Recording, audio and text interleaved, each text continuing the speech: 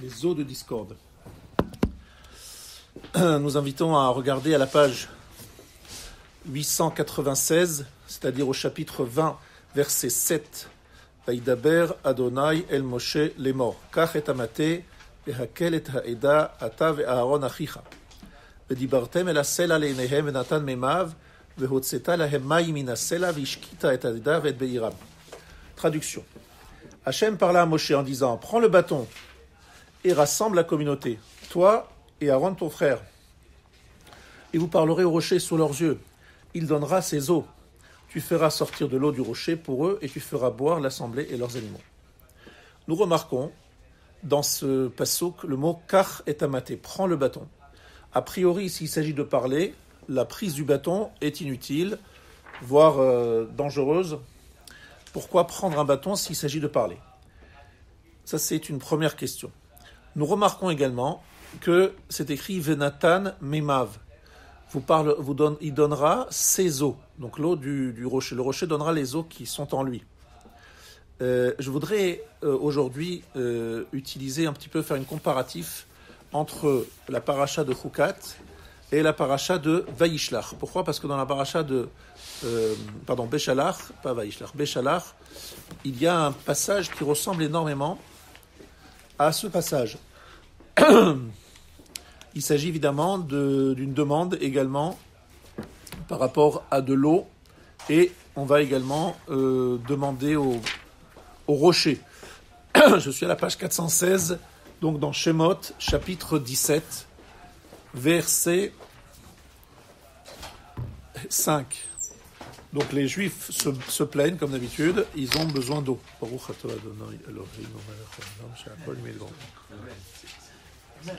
On parle d'eau, bon. Ça nous inspire. Alors, Vayomer Adonai el Moshe avor lifnei ha'am vekach itcha miziknei Israël umatecha asher ikita bo et hayor kach beyadcha ve'alachta. Donc dans le verset 5 du chapitre 17, Dieu dit à Hachem dit à Moshe, passe devant le peuple et prends avec toi quelques-uns des anciens d'Israël. Et ton bâton avec lequel tu as frappé le fleuve, prends-le dans ta main et avance. Voici, je vais me tenir devant toi, là, près du rocher à Chorev. Tu te frapperas le rocher, et il en sortira de l'eau, et le peuple boira. Alors, de quoi s'agit-il? C'est a priori la même situation. On a besoin d'eau, il y a un rocher, et il faut obtenir de l'eau du rocher. Mais si on fait un comparatif entre la paracha de Beshalach et la paracha de Chukat, on remarque déjà qu'ici s'écrit Veyatsu mimena maim, d'accord, il sortira de lui de l'eau. Donc c'est un peu une expression différente, puisque je vous rappelle que chez nous dans Chukat, Veyatsa memav, il va sortir ses eaux. Venatan, plutôt, il ne va pas sortir Venatan memav, il donnera ses eaux. Alors qu'ici c'est écrit Veyatsu mimenu maim, il sortira de lui de l'eau. Bien, mais là, clairement, il lui demande de prendre le bâton pour frapper, n'est-ce pas? Pour frapper le rocher. Gardons la page dans Beshalach et continuons à lire la parashat Chukat. Vaikach Moshe tamate milifne Adonai kasher tzivaou. Dans le verset 9 du chapitre 20, Moshe a pris le bâton de devant Hachem, comme il lui avait donné l'ordre. Vayakilu Moshe varon et akahal al penei asala. Moshe Aaron rassemble l'assemblée devant le rocher. Vayomer lahem shimuna hamorim hamin asela haze notzi lachem maim. Donc il lève la main, d'accord, il fera pas. Pardon. Écoutez maintenant aux rebelles. Est-ce que de ce rocher, nous allons faire sortir de l'eau pour vous? Vayorem Moshe et yado vayach et asela bemateu pamaim vayetsu maim rabim vatesh taidao beira. Moshe leva sa main. Il frappa le rocher de son bateau à 2 reprises, des eaux abondantes jaillirent et l'assemblée but ainsi que leurs animaux. 2 fois il frappe et effectivement il dit une phrase. Écoutez les rebelles.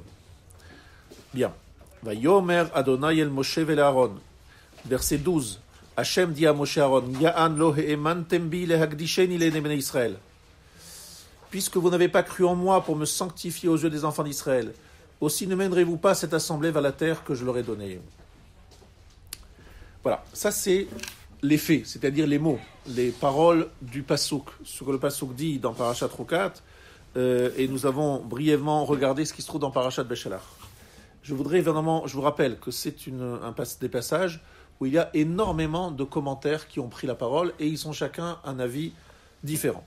Et donc, il faut choisir son camp. Il faut avoir un avis, choisir, etc. Alors, je prends ici le livre du Rav David Cohen, qui, lui, comme vous le savez, est toujours très inspiré par le Gaon de Vilna. Et donc, je vais suivre aujourd'hui l'avis du Gaon de Vilna, qui rejoint celui du Maharal, et qui me semble... et qui, en plus, rejoint celui de Rashi. Alors, c'est quoi la faute, d'après Rashi, la faute de l'eau de discorde, qu'on appelle Mei Meriva? Quelle est la faute?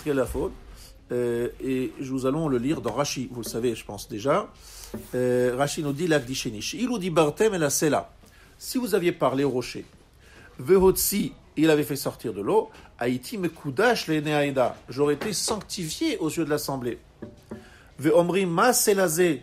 Si déjà ce rocher, chez Eno Medaber, Ve'eno Shomea, qui ni parle ni l'écoute, Ve'eno Tsarich le Parnassa, il n'a pas besoin de Parnassa. Mekayem diburo shel mokom. Il accomplit la parole d'Hachem. Kal vachomer à nous, à plus forte raison, nous. Si déjà un rocher, il suffit de lui parler, il écoute et il accomplit, à plus forte raison, nous, les hommes qui sommes faits de chair et de sang, donc plus mous, plus réceptifs a priori, à plus forte raison que nous devons écouter la parole d'Hachem. Voilà ce que Rashi dit. Donc l'erreur, c'est de ne pas avoir parlé au rocher, c'est d'avoir frappé le rocher et de ne pas avoir parlé. D'autres disent que c'est la colère, d'autres disent que c'est la parole, la phrase « écoutez les rebelles ». Vous voyez, il y a plusieurs explications. Ce que Rashi va retenir, c'est le fait d'avoir frappé plutôt que parlé. Bien, maintenant nous allons essayer d'expliquer un peu plus ce qui se passe ici. Pourquoi? Parce qu'il y a plusieurs questions, à part le fait du bâton, la différence qu'il y a entre Memav et Yatsumi Menumaim, c'est aussi un indice, mais... il y a ici, je crois, un Yonatan Ben Uziel que peu de gens connaissent. Le Targum Yonatan Ben Uziel, je vous rappelle, c'est une traduction araméenne. Il y en a deux. Il y a Onkelos et il y a Yonatan Ben Uziel. Yonatan Ben Uziel, élève de Hillel, le premier de la classe de Hillel, un homme dont tout le monde a entendu parler ici. Il dit la chose suivante. Pourquoi faut-il prendre le bâton? Eh bien, parce que, au cas où on ne peut pas, la parole n'est pas efficiente, n'est pas efficace, on aura le bâton pour frapper. Ça veut dire que dès le départ, lorsque Akadosh Baruch Hu dit à Moshe prends le bâton, en fait il lui dit, tu sais, il y a deux options. Il lui fait comprendre qu'il y a deux options. En disant prends le bâton, il lui fait comprendre qu'il y a deux options. Ça veut dire que si ça ne marche pas avec la parole, tu auras la deuxième option que tu connais bien, parce que tu l'as déjà utilisée dans Parashat Beshalach, à la sortie d'Égypte, tu auras le bâton. Ça veut dire que le Yonatan Ben Uziel confirme que la prise du bâton n'est pas secondaire, c'est important. C'est une façon de dire, voilà le plan B. Voilà le plan A, c'est parler, plan B, tu utilises le bâton. Ça, c'est ce que dit Yonatan Ben Uziel.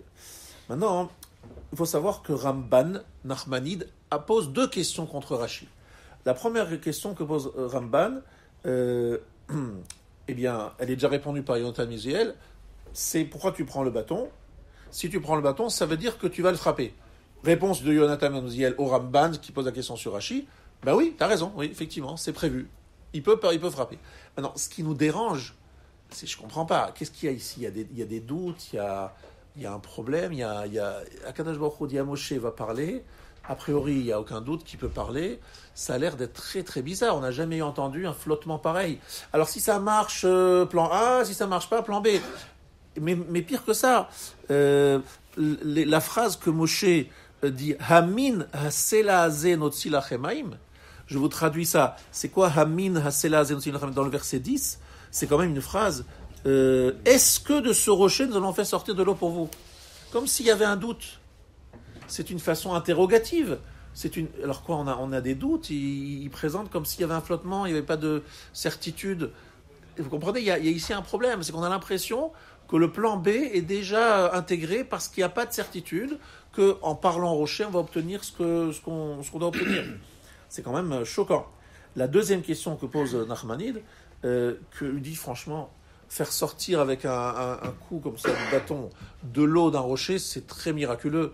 Il n'y a pas de différence entre parler et frapper. Dans les deux cas, c'est pas qu'il va amener un marteau-piqueur, il va amener un bulldozer. Il a un bâton et il frappe. Franchement, je sais pas, essayez. Moi, je fais des essais dans les Alpes ou je sais pas où vous irez cette année en vacances, et faites des coups, donnez des coups sur les rochers. Si ça s'ouvre et qu'il y a de l'eau qui sort, vous m'appelez. Parce que ça a l'air d'être... c'est pas un si grand miracle. C'est un énorme miracle, frapper et obtenir de l'eau. C'est la question que pose Ramban. Donc, pourquoi est-ce qu'il y aurait-il plus de miracles? Ce serait plus miraculeux de parler que de frapper. Alors, le Gaon de Vilna,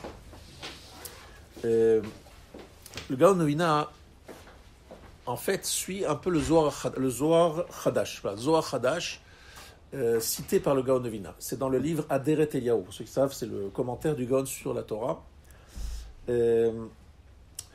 Effectivement, il y avait un doute. Est-ce que le rocher allait obtempérer par une simple parole? Oui, on confirme, il y avait un doute. C'est pas sûr. Et pourquoi est-ce qu'il n'a pas dit d'une façon affirmative? Eh bien, parce que s'il le disait d'une façon affirmative, sors de l'eau, monsieur le rocher. S'il avait dit ça d'une façon affirmative, ça aurait pu faire un chilul Hashem, parce que les gens disent, regardez, ça n'a pas marché. Il a dit, ça n'a pas marché. Donc, parce qu'il n'avait pas de certitude, il préfère ne pas le dire d'une façon affirmative, pour qu'il n'y ait pas de chilul Hashem. Maintenant, ça ne va pas, on est d'accord, ça se comprend pas, on va expliquer. Hein. Je ne laisserai pas poser des questions, parce qu'il faut écouter, sinon vous n'allez pas comprendre ce que je veux. Maintenant, c'est écrit, donc comme il voit que ça ne marche pas, effectivement, il parle et ça ne fonctionne pas, il lève le bâton, il lève la main, il lève le bâton. Bon. Il faut savoir qu'ajoute ici un mot, le Gaon de Vilna ajoute un mot. Il nous dit, qu'est-ce que ça veut dire parler? C'est quoi parler? Vous savez que parler, ça peut se dire de différentes façons. On peut parler de différentes façons. On peut dire une injonction, un ordre, c'est-à-dire, sors de l'eau, monsieur le rocher. Et il y a parler, comme c'est écrit toujours le Gaon de Vilna que je cite, Vaïdaber elev anara. Il a parlé au cœur de la jeune fille. On est bien d'accord que dans ce cas-là, il ne s'agit pas d'une injonction. Il s'agit de séduire cette jeune fille pour qu'elle accepte ceci et cela.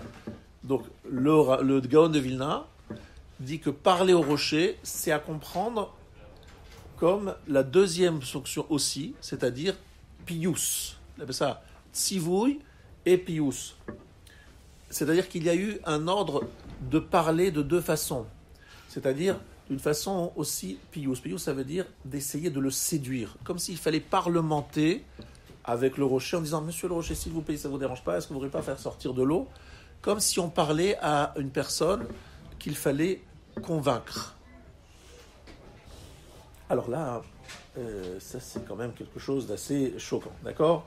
On a des doutes, il faut convaincre, c'est pas sûr, il y a un plan B. Oui, on va toujours dans la même direction. On est dans une même direction. C'est pas sûr, c'est pas évident, plan B. Oui, c'est vraiment ça le message que vous devez retenir de ces différentes sources. Maintenant, je voudrais vous expliquer quelque chose. Alors là encore, la différence fondamentale entre le coup et la parole. Frapper et parler, la différence fondamentale qu'il y a entre les deux. Alors, frapper avec un bâton, il faut bien comprendre qu'il s'agit de frapper avec un bâton sur lequel il y a le Shem HaMefourash, le nom d'Hachem, le nom explicite de Shem HaMefourash. Ça, c'est la première chose qu'il faut savoir.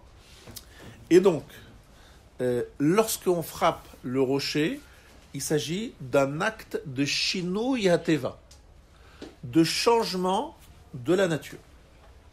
Ça veut dire, grâce au Shem HaMefourash, gravé sur le bâton, il y a la possibilité de changer la nature du rocher. C'est-à-dire de créer Yesh Me'ayin, ex nihilo, d'un rocher qui ne possède pas d'eau, un rocher qui va être porteur d'une source d'eau. Ça veut dire que la frappe ce qui est moins évident que ce qu'on pensait. Dans le cas de Béchalach, il s'agit de frapper et on a bien dit Veyatsu mimenu maim. L'eau sortira de lui. On va faire un truc incroyable. On va transformer un rocher en quelque chose qui est une source d'eau. On va transformer un rocher en quelque chose qui devient une source d'eau. C'est-à-dire on va transformer quelque chose, une transformation. C'est yesh me'ayin, une transformation totale. C'est ce qui va se passer dans Béchalach. Ça veut dire que dans Béchalach, on va créer le puits de Myriam. En fait, le rocher, vous ne le savez peut-être pas, mais ce rocher, je pense peut-être que vous le savez, c'est quelque chose qui nous a suivis pendant toute la période du désert, Be'er Myriam. Cette transformation du rocher s'est faite dans Béchalach, c'est-à-dire tout au début, grâce au maté, donc au Shem HaMefourash, au nom explicite d'Hachem qui est sur le bâton, qui a transformé un rocher en source d'eau. Donc, Venatsu mimenu maim, on va créer une Metziut Hadasha, une existence, une nouveauté. Voilà ce que nous faisons dans Béchalach. Par contre, dans Chukat, qu'est-ce qu'on dit? Veyatsu memav, venatan memav, il donnera ses eaux. Ça veut dire, l'eau est déjà dedans. C'est déjà le Be'er Myriam est déjà intégré. Il a déjà été intégré, il a été créé déjà le puits de Myriam.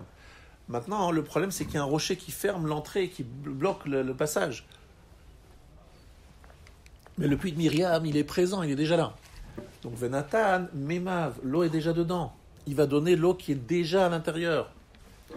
Ça veut dire que dans ce cas-là, le niveau de miracle est inférieur à celui de Béchalach. C'est pas du tout ce qu'on pouvait penser au départ.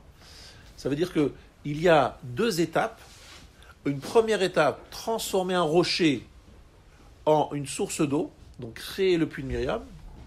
Deuxième étape, une fois que le puits de Myriam est déjà là, maintenant il s'est perdu, il s'est un peu, voilà, le rocher a couvert le puits de Myriam, mais le puits de Myriam se trouve à l'intérieur du rocher. Il ne s'agit pas de créer un nouveau puits de Myriam, il ne s'agit pas de créer une nouvelle entité, il s'agit de réouvrir quelque chose qui existe déjà.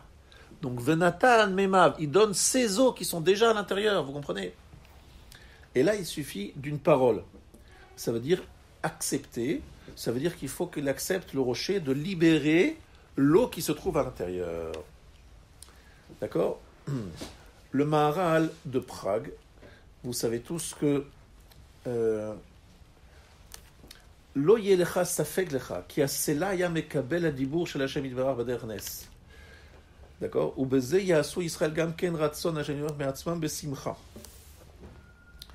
Alors, lorsque la chose est faite par la parole, c'est pas du tout la même chose qu'une chose qui est faite par le coup.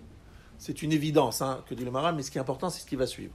C'est que lorsque vous dites à quelqu'un, je te demande, s'il te plaît, de faire A plus B plus C. Voilà, ce que je te demande, c'est 1, 2, 3.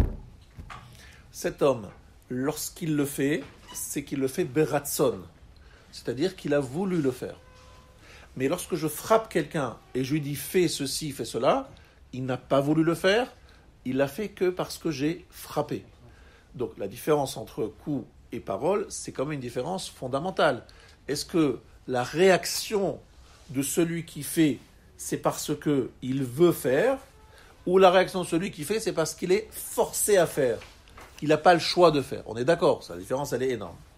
Oui, mais ce qui m'intéresse, alors, mais expliquez-moi, quel est le safek, quel est le doute? Pourquoi est-ce qu'il y aurait un doute si la parole va être efficiente ou pas? Quel est le doute? Et là, Rabota, il y a quelque chose d'extraordinaire et il faut bien le retenir. Le Maharal de Prague nous dit que la raison pour laquelle Moshe et Aaron avaient des doutes, est-ce que la parole serait efficiente? C'est parce que justement, il y a un niveau de Emouna qu'il faut atteindre, qui est élevé. Et ce niveau de Emouna qui est élevé, ils ne vont pas l'atteindre pour une raison. C'est parce qu'ils se sont mis en colère. Alors écoutez bien ce que je voudrais vous expliquer ici. Ils se sont mis en colère, Moshe s'est mis en colère en disant Shimuna Hamorim. Écoutez les rebelles. Cette phrase est révélatrice d'une perte de contrôle. Parce que nos sages nous disent qu'il n'avait pas à se mettre en colère à ce moment-là.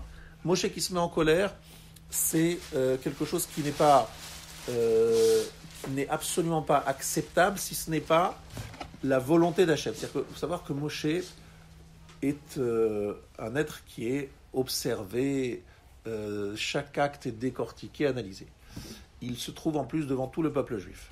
Le peuple juif est un peuple exigeant, critique, qui regarde et qui observe chaque détail. Donc lorsque Moshe se met en colère, les juifs considèrent que s'il s'est mis en colère, c'est donc que Hachem, quelque part, accepte et est d'accord avec cette colère. Ça reflète une colère de Dieu, puisqu'il ne se met pas en colère si Dieu n'est pas d'accord. Donc si tu dis ça, ça veut dire que tu fais un chilul Hachem, puisque Hachem n'est pas en colère, et tu fais croire aux gens que Hachem est en colère. C'est-à-dire que tu trompes les gens sur ce que Hachem est et l'attitude d'Hachem. Hachem ne s'est pas mis en colère devant cette revendication des Juifs de demander de l'eau. Donc si tu te mets en colère, tu affaiblis, tu donnes une image de Dieu qui n'est pas exacte. Mais la conséquence, c'est que lorsque quelqu'un est en colère, son niveau spirituel baisse. Et là, Moshe devait aller à un niveau très élevé, parce qu'il devait avoir la émouna suffisante pour pouvoir provoquer, par une simple parole, la sortie de l'eau. Étant en colère, ça n'a pas créé cette situation, et donc il n'y a pas ce niveau d'émouna, donc il n'y a pas de sortie de l'eau par la parole. Ça veut dire, en fait, il devait convaincre le rocher, et il devait donner un ordre au rocher. Il devait parler. Ni l'un ni l'autre n'a fonctionné. Et pourquoi ni l'autre n'a fonctionné ? Parce que pour pouvoir fonctionner, il faut que toi, tu sois à un certain niveau. Sachez-le, ça c'est quelque chose qu'on a étudié depuis très, très souvent, on en est conscient au Beth Midrash, que lorsqu'on demande à Kadosh Baruch Hu une réaction dans certains domaines, il nous demande d'avoir un certain niveau qui justifie cette réaction. Akadosh Baruch Hu dit, je veux me révéler, mais pour me révéler, il faut qu'il y ait ce qu'on appelle un Baal Hanes. Qu'est-ce qu'on appelle un Baal Hanes ? C'est-à-dire l'auteur d'un miracle. Un facteur, un personnage qui est Raoui, qui mérite d'être le vecteur du miracle. Et ce vecteur du miracle doit être parfait, doit être d'un niveau très élevé. Si Moshe Rabbeinu n'est pas à ce niveau-là, eh bien, ça ne va pas fonctionner, même si le peuple juif ne mériterait peut-être d'avoir et de voir ce miracle. Donc lui, Moshe, il a perdu le contrôle. Alors, il faut savoir que ce n'est pas tellement étonnant, parce que Moshe, on le sent un petit peu en petite cassure. Il y a une cassure avec Moshe depuis un certain temps. Depuis la paracha de Béalotra, on sent que Moshe, ça va plus comme avant en termes de relation avec son peuple. Les Juifs ont l'impression que Moshe est trop loin d'eux. Lorsqu'on voit les Juifs se plaindre et se plaindre encore et se plaindre encore, demander de la viande, et Moshe dire mais je sais pas, je peux pas leur donner de la viande, c'est pas possible. En fait, Moshe constate et dit ça va pas, je comprends pas ces gens-là. On leur dit on va rentrer en Eretz Canaan dans quelques jours. Vous venez de recevoir la Torah, vous avez la manne, vous avez BR, vous avez les Ananim, j'en peux plus, c'est insupportable, ça suffit. C'est quoi cette recherche de viande ? Elle a injustifié. Quelque part, il perd un peu sa fonction qu'il a toujours montré, celui d'être compréhensif, proche, à l'écoute, on va dire dans la réalité d'un peuple très différent de lui. Il est un peu Isha Elohim, et eux sont restés Isha Adama, voilà. Alors, ils ont des explications. Il y a une coupure qui s'est faite entre Moshe et son peuple, qui est ancienne, qui date de Béalotra. Dans Parashat Shlach Lecha, alors là, c'est les Meraglim, c'est la Kata, et là, ça continue avec Korach, puisqu'on a vu que Korach, il n'est pas seul, ça continue avec Rukat, c'est un peu la descente aux enfers, dans le sens où, quelque part, Moshe, il perd patience, il dit, mais c'est quoi ces gens-là ? En fait, c'est un peu un professeur qui essaye de faire avancer une classe et qui constate que ça bouge pas, que malgré tous les efforts qu'il produit, ça suit pas, ils ne comprennent pas où on veut aller. Donc il est un peu désespéré et surtout un peu, on va dire, déjà en moins excédé par des demandes répétées, cette pression, cette volonté d'avoir tout de suite de l'eau, aucune patience. C'est quoi ce peuple ? Je suis déçu, déception. Et d'ailleurs, le peuple sait, par la prophétie d'Eldad et Médad, que Moshe va mourir, et qu'il ne va pas faire rentrer les Juifs en Israël. Donc, le peuple sait déjà qu'a priori, c'est plus leur dirigeant vraiment, qu'il est président par intérim, premier ministre par intérim. Il n'est pas celui qui doit rester leur dirigeant, leur leader. Donc déjà, ça affaiblit sa position. Ça pour vous faire comprendre le contexte. Mais ce qui est très intéressant ici, je voudrais que vous reteniez, c'est que le fait de parler au rocher et le fait de le rocher écoute est une dimension qui exigeait de la part de Moshe et de Aaron un niveau spirituel très élevé auquel ils n'ont pas accédé à cause de cette perte de contrôle. Ça, c'est important, ce point-là. Et pourquoi fallait-il ce niveau de Emouna ? Parce que je vous ai expliqué ce que dit le Rav Dessler, je ne sais pas citer son nom, mais le miracle ne peut passer que par un Ba'alané, c'est-à-dire un vecteur de miracle. Même si le peuple est un peuple avec des défauts et des qualités, il faut un personnage qui soit le passage, le tuyau par lequel passent ces influx spirituels, et pour cela, il faut qu'il soit à un niveau très élevé. Maintenant, il faut qu'on avance un peu. Le doute s'explique très clairement. La différence entre Parashat Beshalach Venatan Veyatsu Mimenu Maim ou Venatan Memav s'explique également. Je voudrais ici expliquer également le Yonatan ben Uziel qui dit prenez le bâton parce que peut-être vous aurez besoin de refaire un peu ce que vous avez fait dans Beshalach. Peut-être qu'on ne sera pas passé à l'étape suivante qui est la parole. Pas sûr que vous ayez ce niveau-là pour passer à l'étape suivante. Mais ce que je voudrais ici surtout expliquer, c'est aussi un verset que vous dites dans le Hallel, qui est très intéressante. Je ne sais pas si vous faites attention, lorsqu'on dit le Hallel, on a effectivement peut-être pas suffisamment d'attention pour comprendre que les mots sont tous réfléchis, mais dans le 2e chapitre du Hallel, on parle de cela. Je vous lis le 2e chapitre du Hallel.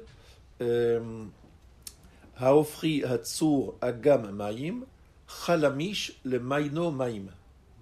La dernière phrase. Comment on traduit cette phrase ? Haofri, celui qui transforme le rocher, agam maim, en une sorte de retenue d'eau, d'étang. C'est un gam, c'est un. Et chalamish c'est aussi un rocher très dur, très fort. Le maino maim, en source d'eau. Et là, ce que nous explique ici David Ameler, c'est Beshalach et Chukat. C'est-à-dire, première partie du verset, Haofri Hatsur Agamaim. Transformation du rocher en eau, ça s'est fait dans Beshalach. C'est là qu'il y a eu la transformation grâce au bâton qui a le Shem Amfourach, qui a transformé le rocher en source d'eau. Mais Chalamish le Maïnomaim, il y avait déjà la source d'eau. Elle était dans le rocher. Et elle se déplaçait avec eux. Simplement, ils ne le trouvaient plus. Il y avait après la mort de Myriam, ce puits de Myriam s'est caché. Donc ça, c'est Chalamish, le Maïnomaïm. Il fallait faire réapparaître la source d'eau, mais pas transformer. Le premier verset, c'est transformation. Transformation a déjà eu lieu. Maintenant, il faut que la source d'eau apparaisse, que ça sorte. Et Chalamish, le Maïnomaïm, c'est dans Chukat. Nathan, Memav. L'eau est déjà à l'intérieur. Il faut juste que ça sorte. Et c'est ça la notion de Chalamish le Maïnomaïm. Donc je trouve cette explication intéressante au niveau du verset déjà. Je vous rappelle évidemment que tout cela a été créé déjà Ben Hashmashot. Pi HaBe'er, Pi, etc. Tout cela a été créé Ben Hashmashot. Ce n'est pas une création totalement ex nihilo.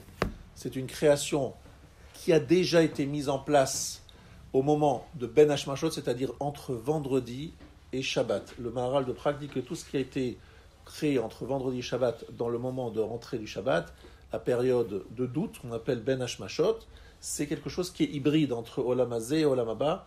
C'est quelque chose qui est entre ce monde et le monde d'après, comme Shabbat, c'est Men Olam Haba. Donc, effectivement, la bouche, l'ouverture du puits, c'est quelque chose qui procède de cela. et qui aurait pu être ouvert par la parole, et vous savez très bien ce que ça représente, cet échec.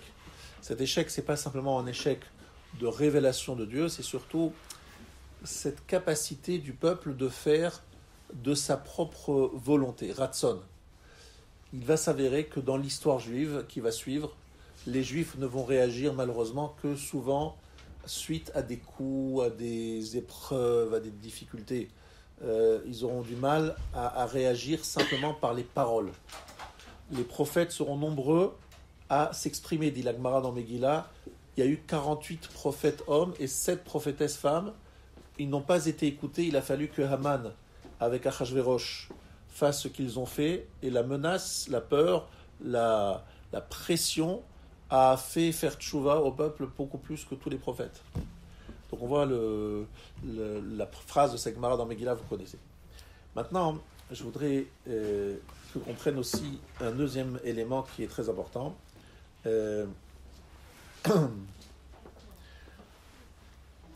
En fait, la différence qu'il y a entre frapper et parler, je voudrais aller un peu plus loin. Il y a un midrash, un midrash que cite ici le Rav David Cohen, qui se trouve dans l'Yalkut Shimoni. Écoutez bien, ce midrash, il est mechouda, je ne pense pas que vous le connaissiez avant. Vedi bartem el asela. Vehikitem lo neemar. C'est pas écrit vous le frapperez, c'est écrit Vedi bartem, vous parlerez. Que sheanar katan rabo makeu ou melamdo. Lorsque l'enfant, le jeune homme est enfant, il est encore jeune, lorsque l'enfant est trop petit, son marav, son maître, le frappe et il lui enseigne la Torah. Kivan sheigdil, lorsque l'enfant grandit, bedibur ou meyasro, il lui parle des fois durement avec les gens, mais c'est pas avec la parole, c'est pas avec les coups. Car Hamar Akadosh Baruch Hu le Moshe, Ksheaya Selazé Katan, lorsque ce rocher était petit, Hikita Oto, tu l'as frappé. Avalarcha Vedi Bartem et la Sela. Mais maintenant qu'il est grand, tu peux lui parler. Incroyable. Le Midrash, dans Yalkut Shimoni, fait remarquer qu'il y a donc deux, comme on l'a déjà fait remarquer nous-mêmes, Béchalach et Chukat, deux fois où on va parler ou frapper le rocher. Lorsque le rocher est petit, c'est comme les enfants. Lorsqu'ils sont petits, c'est difficile de leur parler. Il faut des fois les frapper pour qu'ils écoutent. Mais les grands, il faut leur parler, il ne faut pas les frapper. Qu'est-ce que ça veut dire, un rocher petit et un rocher qui est grand? Ça ne veut a priori absolument rien dire. Katan et Gadol à propos d'un rocher, ça paraît incroyable. Alors, on voudrait ici expliquer la chose suivante. Le Rav, il cite une Gemara dans Baba Metzia, Daf Yud Bet Amud Bet. Qu'est-ce qui fait la différence entre un Katan et un Gadol? Gadol hasamuch al shulchan aviv nikra Katan. Katan sheno samuch al shulchan aviv nikra Gadol. Si vous avez un enfant qui est dépendant financièrement, il ne mange que sur la table de son père, samuch al shulchan aviv, c'est appelé un Katan.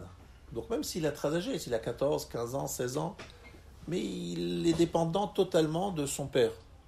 Il s'appelle Katan. Mais si il a moins de 13 ans, mais il est indépendant financièrement, il se débrouille tout seul, il se cherche sa nourriture tout seul, dans ce cas-là, il est appelé Gadol. Donc le Rav, il veut faire le lien entre cette définition de Katan et Gadol pour expliquer ce qu'est le rocher. Un rocher Katan dans Béchalach qui devient Gadol dans Parashat Chokat. Qu'est-ce que ça veut dire? Ça veut dire qu'en fait, le Katan, c'est celui qui est mouchpa, qui reçoit. Le Gadol, c'est celui qui ne reçoit plus, qui est indépendant, qui peut se débrouiller tout seul. Le Katan, c'est celui qui a besoin de l'influence extérieure, d'accord, qui dépend de quelqu'un. Le rocher dans Parashat Béchalach est un rocher qui est appelé Katan. Qu'est-ce que ça veut dire qu'il est Katan? Il a besoin de l'action de Moshe pour pouvoir tout simplement devenir de l'eau. Il est un rocher et rien d'autre. Vient Moshe et il lui dit, il le frappe et il le transforme. Haofri hatzur agamaim. Je l'ai transformé, c'est l'action de Moshe qui a totalement influencé le rocher, l'a transformé. Par contre, dans Parashat Chukat, c'est Gadol. Il a l'eau en lui. Il est capable de donner de l'eau, sa propre eau.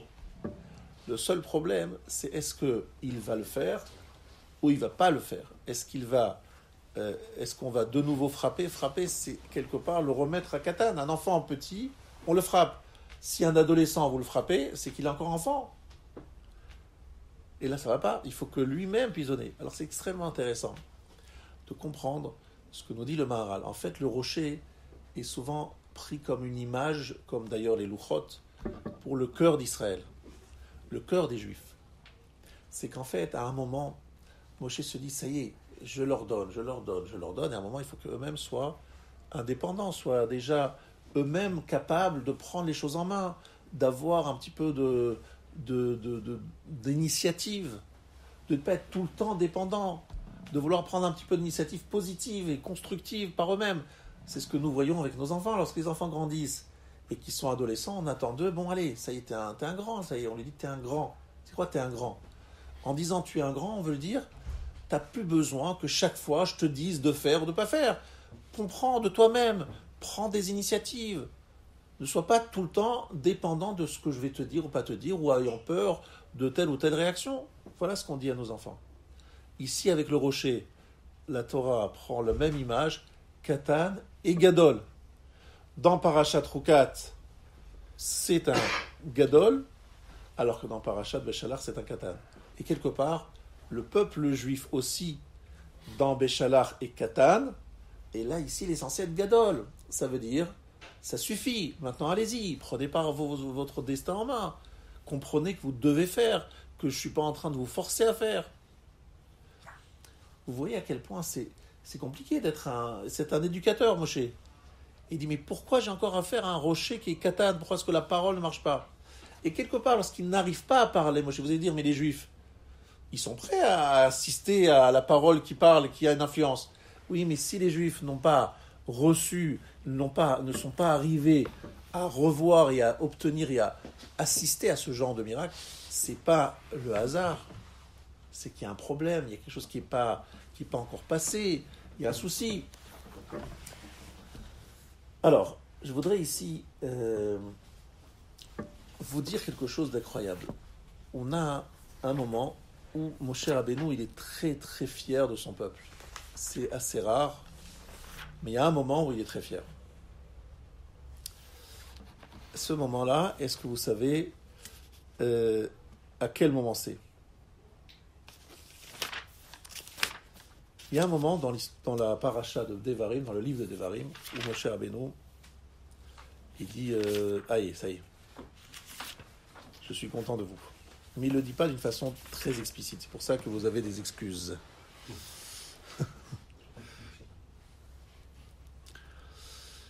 Alors, ici, sachez que on est à la fin de Parashat Vayakel, et qu'en fait, il y a Moshe Rabbeinu qui va donner... je crois que c'est la paracha...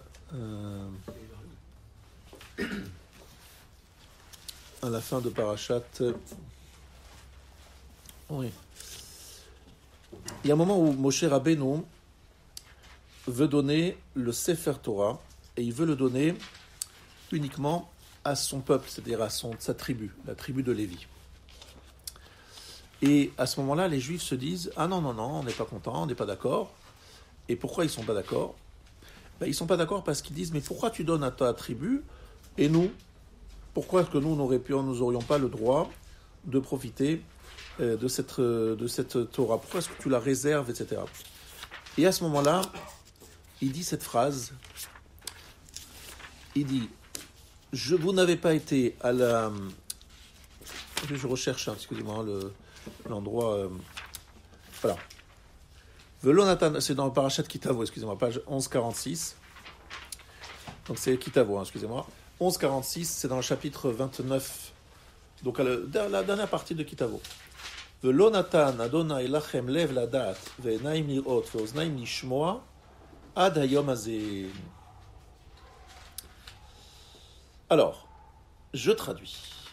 Et Hachem ne vous a pas donné un cœur pour savoir, des yeux pour voir, ni des oreilles pour entendre jusqu'à ce jour. Il y a un moment où Moshe dit, là maintenant vous avez des oreilles pour entendre et des yeux pour voir. Qu'est-ce qui s'est passé ce jour-là? Rashi nous dit, Shamati. Rashi dit, j'ai écouté, j'ai entendu. Chez Oto Hayom, chez Nathan, Moshe Sefer Torah Libnei Levi. Donc on est tout à la fin de Kitavo. Ce jour-là où Moshe donne la Torah au Bnei Levi, que Moshe Katou va yitna el Kohanim Bnei Levi. Baou kol Israël ifne Moshe ve'amru lo Moshe Rabbeinu afanu amanu beSinai vekibalnu et haTorah v'nitna lanu u'ma ata mashlit et bnei shivtecha alea ve'amru lanu hayom machar lo lachem nitna lanu nitna ve'samach Moshe al hadavar. Moshe était content. Adzot amam hayom hazeh hayita lehem hayom hazeh vanti shatem dvekim mechafetzim bamakom. Je traduis.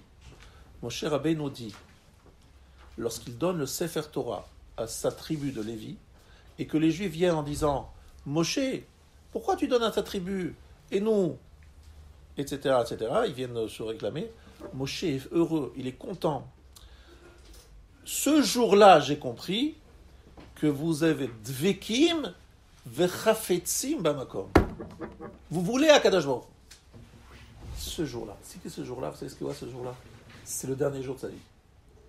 Ce dernier jour de sa vie, il dit, je compris aujourd'hui que vous êtes vekim vechafetzim bamakom. Vous voulez Hachem, la preuve, vous réclamez chaque tribu réclame son Sefer Torah. Incroyable. Il faut attendre le dernier jour de sa vie pour que Moshe comprenne que finalement, il est arrivé à faire ce qu'il fait depuis toujours. Essayez de leur parler, de dire Vaïdaber elev anara. Vous veuillez, s'il vous plaît, prendre, veuillez adhérer, ratson.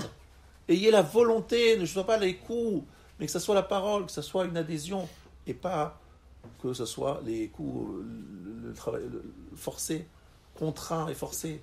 Voilà ce qu'il leur dit. C'est incroyable. Kitavo pour y arriver à la fin du dernier jour de sa vie. J'ai compris que vous êtes vekim et chafetzim. Alors voilà, Rabotai, ce que je voulais vous dire aujourd'hui. Ce que je voulais vous dire aujourd'hui, c'est que le puits de Myriam est évidemment un miracle. C'est un échec de Moshe, mais en même temps, il est un échec du peuple juif, qui n'a pas su s'élever plus tôt et plus vite et comprendre que Moshe, il voulait leur bien. Il a manqué d'adhésion de leur part. Il manquait de ratson. La parole ne sortait pas de la bouche de Moshe parce qu'il s'était mis en colère. Mais il s'était mis en colère quelque part parce que les Juifs le mettaient en colère. Et ils le mettaient en colère parce qu'ils ne comprenaient pas, ils ne voulaient pas. Ils ne sentaient pas d'adhésion de leur part. Ils sentaient comme s'ils devaient les porter, les forcer, comme s'ils devaient les peser des tonnes. Et donc là, effectivement, Moshe... Mais finalement, le dernier jour de sa vie, il dit « Aujourd'hui, je sens que vous avez compris. » Oui, mais ce jour-là, Moshe, il tire sa révérence et il s'en va. Et c'est trop tard. Si nous avions eu le mérite de comprendre Moshe, d'adhérer de son vivant, pas le dernier jour de sa vie, mais vraiment de demander et de vouloir bien avant, eh bien, nous serions rentrés en Israël avec Moshe et l'histoire aurait été totalement différente. Mais si l'histoire n'a pas été différente, ça commence déjà au Har Sinaï. Ça, j'ai entendu de mon maître, le Rav Wolbe, il nous a dit, autour du Har Sinaï, on a mis une barrière. Pourquoi on a mis une barrière? Parce que si vous vouliez monter sur la montagne pour embrasser Hachem, pour aller à la rencontre d'Hachem, vous ne puissiez pas y aller parce que ça aurait été dangereux, vous serez mort. Mais non seulement ils n'ont pas couru, mais ils sont allés courir dans le sens contraire. Pourquoi faire une barrière qui ne servira à rien? C'est pour nous enseigner que finalement, c'était ça qu'Hachem voulait. C'est que le peuple juif court vers Hachem. Que le peuple juif court vers Moshe. Que la parole soit tout de suite installée. Qu'on passe de Katan à Gadol.